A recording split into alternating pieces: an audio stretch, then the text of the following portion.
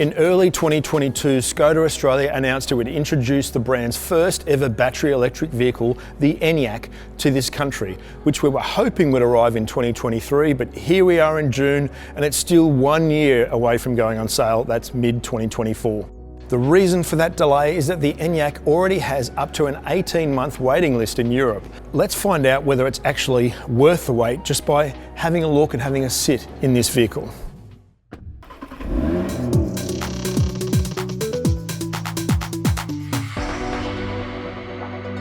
People are buying the coupe more than they are the wagon, and the car we have here is the Enyaq Coupe. It will be available in Australia in two variants, the Enyaq 85 long-range rear-wheel drive, which is what we have here, and the Enyaq RS all-wheel drive. Now, the rear-wheel drive standard spec will be the Sportline, but when you look at this car and when we take a walk around, you'll realise this is anything but standard. This car, if it comes here with all the spec that's available, is loaded. To put the Enyaq's positioning in perspective, the closest competitor to this car in Australia at the moment is the Kia EV6. But like every other Škoda model, the only cars coming here are going to be as close to loaded as they can be. So you can expect the starting price to be somewhere around $80,000. But once we go through the details here, you'll realise just how much bling you get for that roughly $80K amount. Looking at the front here, it has Škoda's latest design language with the dip in the bonnet and the slitty headlights. Here we have Škoda crystal lighting, so they're full adaptive LED. They have this really cool lighting sequence when you lock and unlock the car, and all of this crystallized looking plastic in the middle actually lights up at night time. The main bar in the middle is the brightest, but the rest of these vertical bars here sort of sit quietly in the background, and in the dark, it almost looks like the Plymouth Fury out of Christine. If anyone can remember that car, I certainly can. And it looks really cool. It has a great presence at night time. There's 131 LEDs, so there's a lot to look at. Other parts include these air curtains in here that roll in through here and direct air around the wheels. These wheels being the largest available on the Sportline, but they're likely to be standard in Australia. They're 21-inch wheels, in this case with 235/45/21 tyres, and dynamic chassis control, so with adaptive suspension to mean that the Enyaq Coupe actually might ride. This coupe here is the more aerodynamic of the two by a significant margin, thanks to that sloping roofline at the back. It has a drag coefficient of just 0.234, which is really good. And as we shall see when we go around the back, you'll see why it makes sense, finally, as an SUV that's also a coupe, because they're so often not very well packaged, but that does not apply to this Enyaq here. Design details that set the Sportline apart are things like this piano black fillet here with a Sportline badge, piano black mirrors, black framing around the windows, obviously these beautiful bladed 21-inch alloys, but more importantly is just the sizing of this coupe. The coupe has a standard panoramic glass roof, which is tinted, doesn't have a cover, but it's tinted. It gives you 39mm more headroom in the front than the wagon, and the same headroom in the back as the wagon, as well as a huge boot, as we shall see. So, in terms of being an SUV coupe, practicality-wise, this Enyaq is actually really good. In terms of size, it's about the same length as a Kodiaq, maybe slightly less at a bit under 4.7 metres. It has a 27/64mm wheelbase and stands just over 1.6 metres tall. So while it's similar to an EV6, it's quite a bit taller, and you do get that SUV feel when you're inside, as we shall see. Inside this wheelbase sits all of the important electric architecture, this Enyaq being on the MEB platform it shares with a bunch of other Volkswagen Group cars. In this case, it has an 82 kilowatt hour battery, which is 77 usable. Škoda says it can go from 10 to 80% charge in under 30 minutes, or with an 11 kilowatt wall charger, 7.5 hours to go 80%. It is also the most powerful Škoda ever offered, 210 kilowatts, does do 0 to 100 in 6.7 seconds, top speed limited to 180 k's an hour, and a WLTP range of 570 kilometres, which is pretty impressive these days. And that is for the updated version, which is the car will come to Australia in mid-2024. All of that data is for the updated Enyaq 85 rear drive model, not the RS, which impressively weighs less than 2,000 kilos and has over 180 millimetres of ground clearance. Not that you'd probably take this electric SUV off-road, but it could definitely do some dirt road stuff, I would imagine. Other standard things on the Sportline version includes all of this black badging. Like I said, this will say 85 next year when it gets here. It has dynamic rear lights with the Matrix LED lighting. This has 3 different animations: fly-in, pulse and rising. The rising being the more subtle of the 3, but it's all fairly similar. It does look quite cool.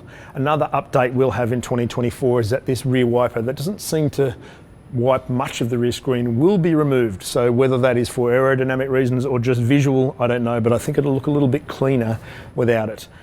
Typically for a Skoda, the Enyaq will have a standard electric tailgate. Inside here, usual Skoda cleverness. It has these little takeaway hooks here. It'll have all the netting. Underneath this floor, it has all of this partitioning, like 2 boxes here, another one here. The floor is actually height adjustable, so you can take all of this stuff out and actually have the floor even lower for 570 litres of boot space in this coupe, which is pretty good. You also have this little bag here that could double as your bag at Coles if you forget to bring a plastic one, but it also has the cords in it which you can shove into the floor if this floor is at its lowest level. With the back seats down, which split 60-40, 1,610 litres of boot space, which again is pretty impressive for a coupe.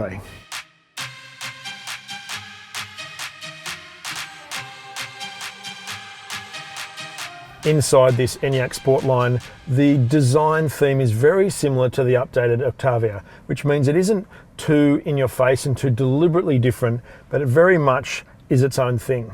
Sitting here, we've got the standard Skoda steering wheel in the Sportline's case with dynamic steering, so it's the progressive steer that gets quicker as you turn.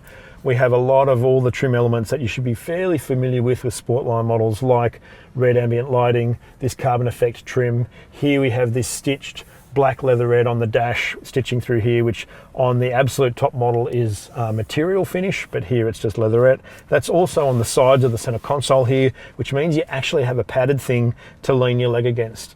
These seats are, again, Sportline style seats, all this sort of tombstone wingback. We've got suede effect trim with leather on the sides. The doors probably don't quite meet the same level of plushness. This is all quite hard, as it is on the top of the dash, although this section here is squidgy. It's the bit forward that's a bit more firm, yet all of the texturing is actually the same, so at least there's some kind of consistency. In the door here, can easily fit this, which means you could probably wedge in a 1.25 litre bottle, and the same will apply in the back. As for the tech, we've got a head-up display that includes augmented reality if you get every single bit of spec, because the spec still isn't quite confirmed for Australia yet. You'll see on the screen all of the stuff that this car has, but Skoda Australia can't say whether everything's going to come here. But this car here is filled with everything. What we will get though is this full 13-inch screen, which is easily the biggest in a Skoda so far. In this case, it has a Canton stereo with 12 speakers.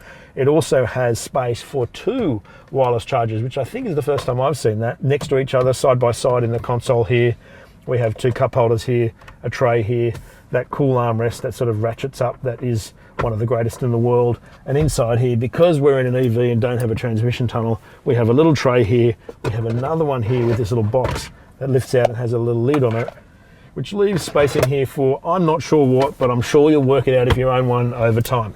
The vision in here is really expansive. The cowl is relatively low, although a long way forward. And even though these pillars are thick and we do have dark headlining in this Sportline, it all feels really light and airy. I've got this seating position as low as it'll go. I'm 178 centimeters tall and I've got all of this headroom in this car. So it's huge. This one has electric front seats, front on both sides. It has heating front and heating in the back. So there's a lot of technology going on in here. The screen has been changed so that the climate control stays lit up all the time, so you don't have to try and fight through it, which people have been complaining about. But there are the usual cheat sheet buttons here, just in case you want to jump to something quickly and don't want to faff about with the screen. In the back here, comfort and space is really good. There's terrific under thigh support with these extended bolsters out under your legs. It has that suede effect trim again, and a bit of leather here, but sort of leatherette everywhere else, including on the backs of the seats here. Although it is nicely stitched, we have those little Skoda-esque things like mobile phone holders in this seat in front, matching the umbrellas in the front doors. But there is a little bit of decontenting that has gone back here. The front doors felt pretty hard, but these actually are genuinely hard. The fronts are actually slightly oily, whereas these aren't at all. We do have blinds in both doors though, but we don't have the carpet lining in the door where this coconut water went. We do have the same hard plastic there to grab onto, which is not too bad functionality wise, but does feel a bit cheap. Do have proper door grabs. Again, have an amazing view with this full panoramic roof. It's fantastic. It's like sitting in a spaceship, and I'm sitting slightly higher than the front seat, this being as low as it'll go. Have a little bit of toe room there, pretty good leg room. Again, the same headroom as the wagon, so if that's enough, that's enough. The center seat here is actually quite sittable, certainly in the cushion here, because it's really quite soft. The backrest, perhaps not so much. In the center here, we have the seat heating, we have temperature control, and we have air vents. Down the bottom here, because we're in an EV and has a flat floor, we have this little tray here that has cup holders and a little section here where you can sit your phone when it's plugged into one of the two USB-C ports that's down there. So that comes in and out. We also have another two cup holders here that pop out of the center armrest.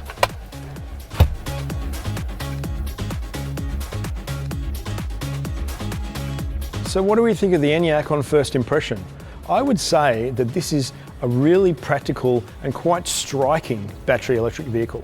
I know we've got to wait until mid-2024, but the two variants, this being the base car, the Sportline, and then the all-drive RS, really give a bit of that Skoda visual flavour and a lot of equipment for what is expected to start at around $80,000.